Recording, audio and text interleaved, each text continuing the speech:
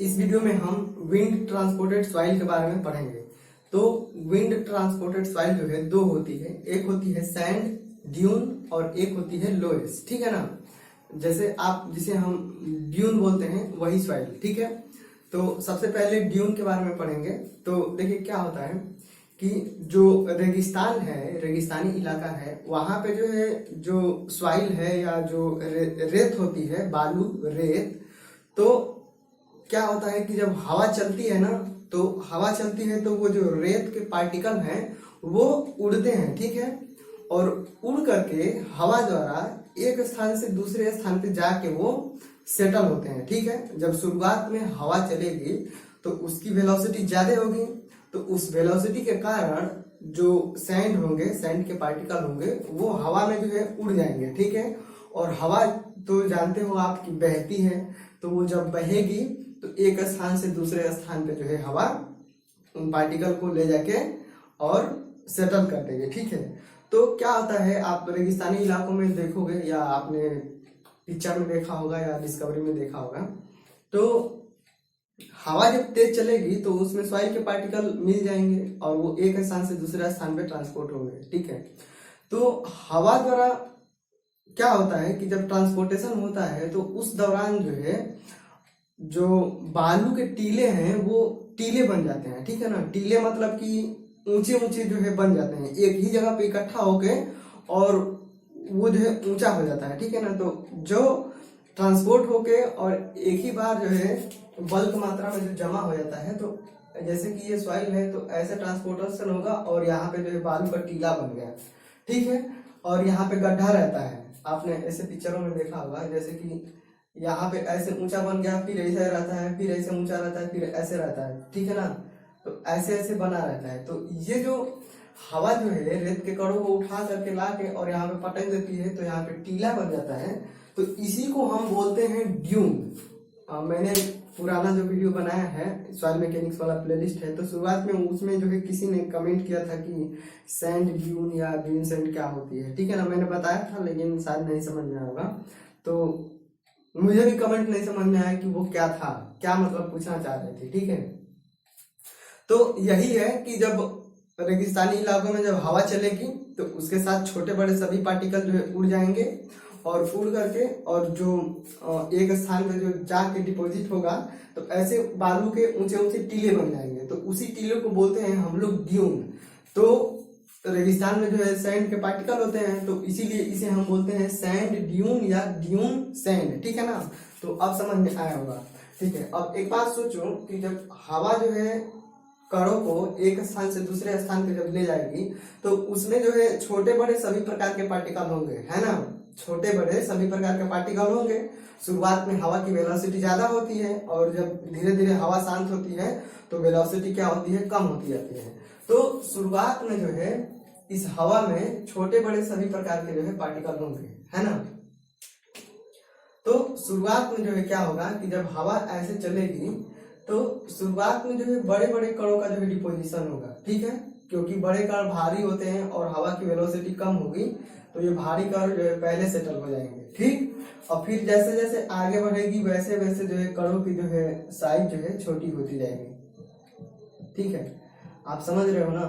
तो जैसे जैसे वेलोसिटी कम होगी वैसे वैसे जो है कणों की साइज क्या होगी, छोटी साइज होगी, ठीक। तो अब हम इसी में एक बाउंड्री लाइन हमने बना दिया कि जो बड़े पार्टिकल हैं उनको हमने कहा ड्यून और जो छोटे पार्टिकल हैं उसको हम कहेंगे लो एस, ठीक है, LOESS। तो जो छोटे पार्टिकल हैं उसको हम लोएस बोलेंगे और जो बड़े पार्टिकल हैं उसको हम बोलेंगे ड्यून, ठीक।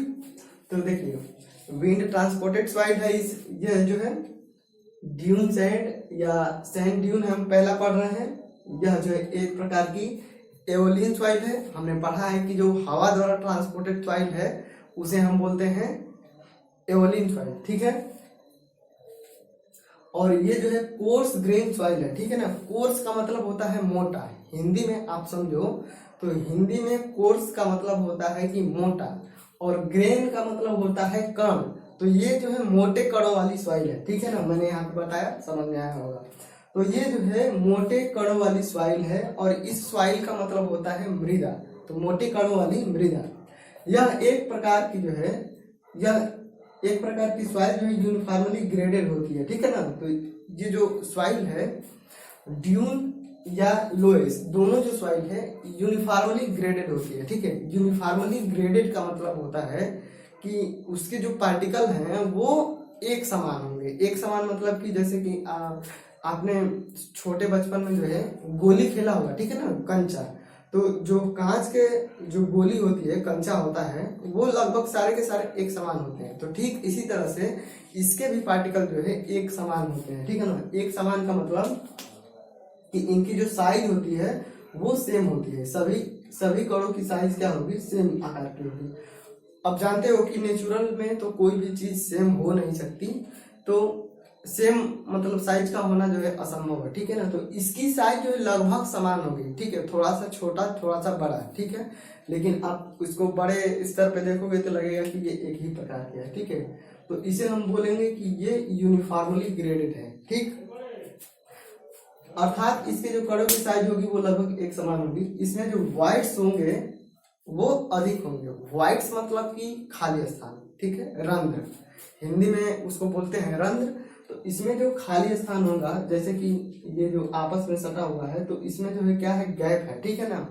तो इसमें जो गैप होगा वो अधिक होंगे, ठीक। इसमें भी गैप होंगे, वो भी अधिक मात्रा में होंगे। अब अधिक किसकी मात्रा में, तो हम देखेंगे कि कैसे ये अधिक होते हैं, ठीक है। तो इसमें जो व्हाइट्स होंगे वो अधिक होंगे, और ये जो है ज्यादा कंप्रेसिबल होगी, ठीक है ना। कंप्रेसिबल मतलब कि जब हम इसको कंप्रेस करेंगे, इस पे हम लोड लगाएंगे, तो इसमें जो है आयतन में कमी जो है ज्यादा होगी, ठीक है। आप देखो, हम लोग जब किसी चीज को कहीं पे रखते हैं, जैसे कि मान लो अब बोरी में अनाज भरना होता है, तो उसको हम बाद में पटकते हैं।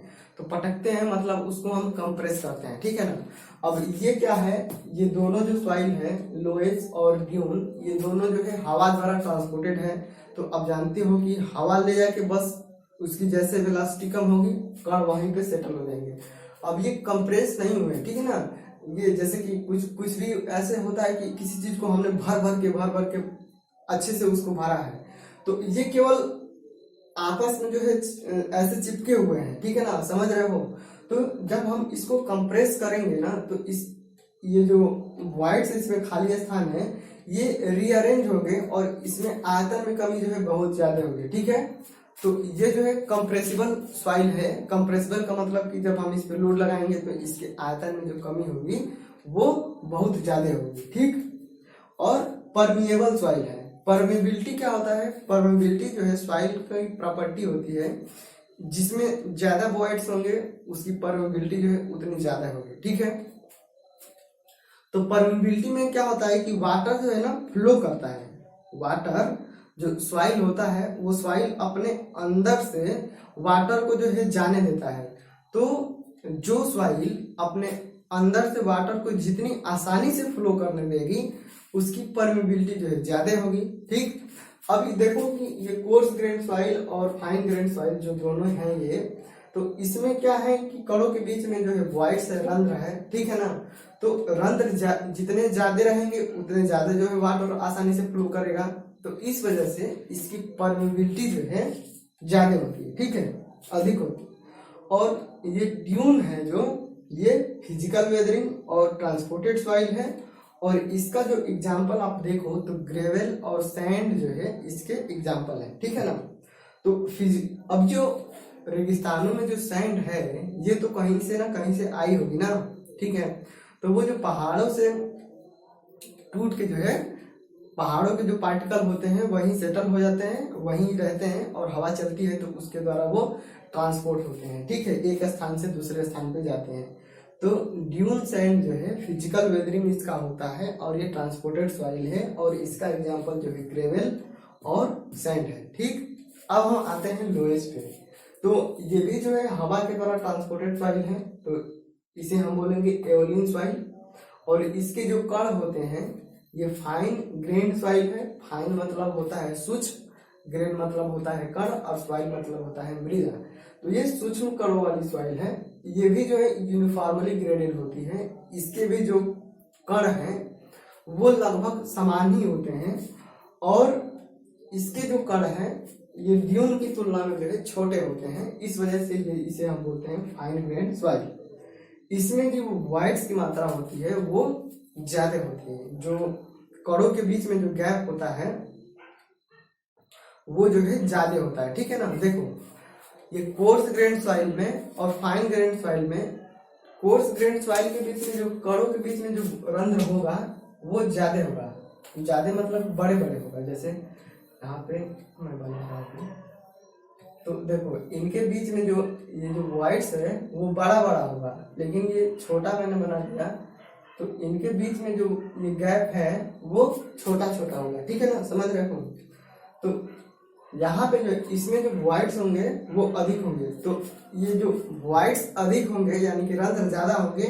यहाँ पे ये नहीं बोला जा रहा कि कणों की साइज बड़ी होगी, जो रंध्र है उनकी साइज बड़ी होगी कि छोटी होगी, बस कुल मिला के जितना रंध्र होगा वो अधिक होगा, ठीक है ना। कंप्रेसिबल होती है, अब जानते हो कि हवा द्वारा ऐसे सेटल है तो वो लूज होगी, तो बाद में जब हम उसको कंप्रेस करेंगे तो ज्यादा सेटल हो जाएगी। तो अभी दिख रहा है कि बहुत ज्यादा है, मतलब ऊंचा टीला दिख रहा है, लेकिन आप कंप्रेस कर दोगे तो एकदम डाउन हो जाएगा, ठीक है, बहुत कम सॉइल कम रहेगी, ठीक है। परमेबिलिटी अधिक होती है, परमेबिलिटी मैंने अभी बताया कि इसमें वाटर फ्लो आसानी से करेगा और वो जल्दी जल्दी तेज करेगा, ठीक है। अच्छा, परमेबिलिटी अधिक होती है तो सेम साइज के क्ले की तुलना में, तो यहाँ पे जो है तुलना किया जा रहा है सेम साइज के क्ले से, ठीक है ना। तो क्ले के पार्टिकल जो होते हैं वो ऐसे होते हैं, मैं उसको बताऊंगा अभी आगे। क्ले के पार्टिकल जो है ऐसे सीट के आकार के होते हैं, ठीक है, और सैंड और सिल्ट के पार्टिकल जो है ऐसे होते हैं, ऐसे टेढ़े मेढ़े, ठीक। तो अब जो है इस क्ले में जो है पार्टिकल जो है ऐसे अरेंज होते हैं, ठीक है, तो इसमें जो है परमेबिलिटी कम होती है। अब इसमें से वाटर जो है आसानी से फ्लो नहीं करता, ठीक। और ये क्या है कि सैंड और सिल्ट में जो है ऐसे राउंडेड पार्टिकल होते हैं, ऐसे टेढ़े मेढ़े, तो इसमें वॉइड्स जो है ज्यादा होते हैं, तो इसमें वाटर जो है आसानी से फ्लो करता है, ठीक। ये जो है कोलैप्सिबल सॉइल है। कोलैप्सिबल सॉइल मतलब कि जब ये वाटर के संपर्क में आएगा तो कोई सूचना नहीं मिलेगी आपको, ये एकदम जैसे किसी चीज को नहीं बोलते हैं कि गांव में बोलते हैं कि बिहला गया या बहरा गया, तो वैसे ही होती है। जब इसमें वाटर के संपर्क में आती है तो कुछ भी पता नहीं चलता और डायरेक्ट सेटल हो जाती है, ठीक है ना। तो इसीलिए हम बोलते हैं इसे कि ये कोलैप्सिबल सॉइल है। तो जो लोएस है ये भी जो है फिजिकल वेदरिंग होती है इसकी, और ये भी जो है ट्रांसपोर्ट होती है, एक स्थान से दूसरे स्थान पे गई है तो उसे हमने नाम दे दिया है कि ये लोएस है, ठीक है ना। तो फिजिकल वेदरिंग और ट्रांसपोर्टेड सॉइल है ये, और इसके एग्जांपल जो है सिल्ट और क्ले है, ठीक है, सिल्ट और क्ले। तो लोएस के बारे में हमने देख लिया और सैंड ड्यून के बारे में देख लिया। तो अगर आप एग्जाम में जो देखो, एग्जाम में जो है यही लोएस के बारे में पूछेगा तो यही पूछेगा कि ये जो है कोलैप्सिबल सॉइल है, तो आप जो है इसको याद में रखना, और बाकी physical weathering, fine grain soil, voids, ये सब तो याद हो जाएगा आसानी से। और इसमें क्या पूछेगा, दोनों में सेम ही है, बस केवल इसमें अंतर यही है कि इसमें जो है ये कोलैप्सिबल सॉइल है, तो ये एग्जाम में पूछा भी है, आप इसी को याद रखना, ठीक है। और बाकी तो समझ में आया होगा, ठीक है ना। तो मिलते हैं अगले वीडियो में।